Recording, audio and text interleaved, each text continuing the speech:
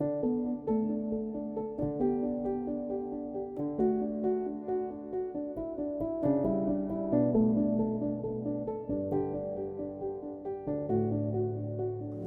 how do we listen better? Well, there's no better way of listening than actually prayer, right? Sometimes our prayer is one where we're asking God for things. And listen, I do that all the time. From the moment I wake up to the moment I go to bed, I'm asking for things. I'm praying for people. I'm praying for the Church of Philadelphia. I'm praying for people that ask me to pray for them.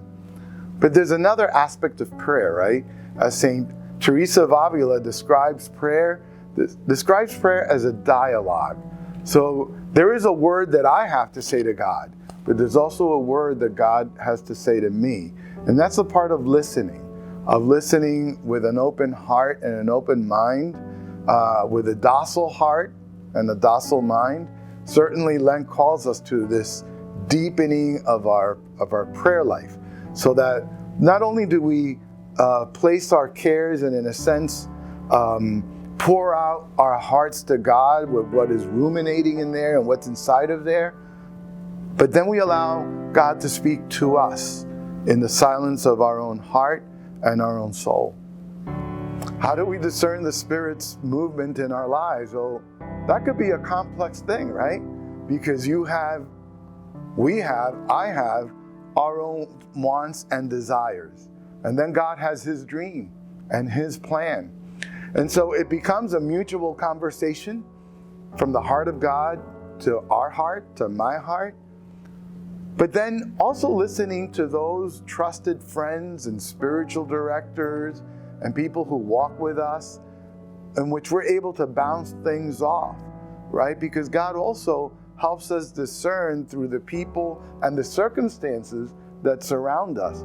Discernment is a wonderful thing, it's a wonderful gift, but it's complicated at times, and it's challenging at times because we often don't know exactly where God is leading us, which is really the nature of faith, right? To walk by faith. And so discernment is that moment in which God encounters us, we encounter Him, but He does use our spiritual directors, our close confidants, our close friends, who know us better than anybody else, to kind of help us distinguish what is God's voice, the movement of the Spirit, and then what I want. How do I change my life after I have discerned in prayer what the voice of God is? Well, if you have the answer to that, a clear answer to that, let me know. Because in the business world, that would be kind of called the implementation of a strategic plan, right? But when it comes to the things of the heart and of the soul, I have to say that is a partnership. It's a partnership between grace and my nature, grace and my person. So it takes us right back to prayer, and it takes us right back to discernment, right? To how do I make real and practical in my life what I have in prayer discerned and tested those spirits out, as Paul talks about. How do I make that happen in my life? Well, it means that at times we have to leave things behind and embrace something new.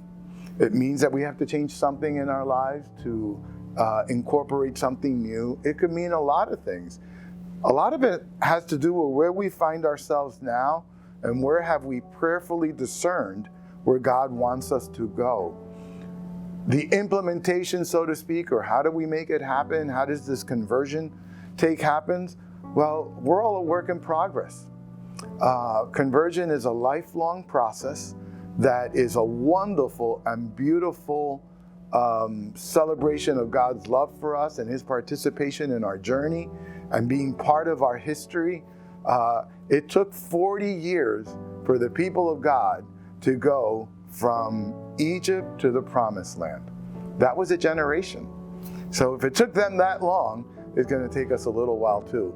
But the hope and the encouragement is that God promised the people of God, and He promises us that He will be our God and that we will be His people and that He walks with us.